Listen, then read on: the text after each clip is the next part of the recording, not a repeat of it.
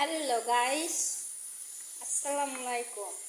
আপনাদের সাথে শেয়ার করতে আসলাম শাক রান্না করছি। শাক আমার জন্য, আমি শাক খেতে পছন্দ করি তাই।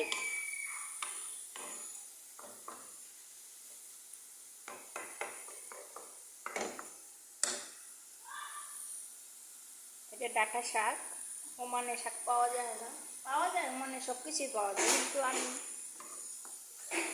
বাজার করি না। এই বাগান থেকে আর কি টোকাই আনছি শাক।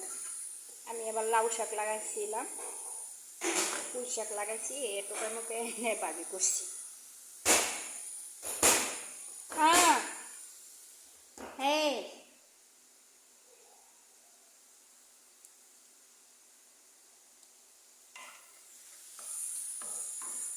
রান্না হয়ে গেছে অবশ্য।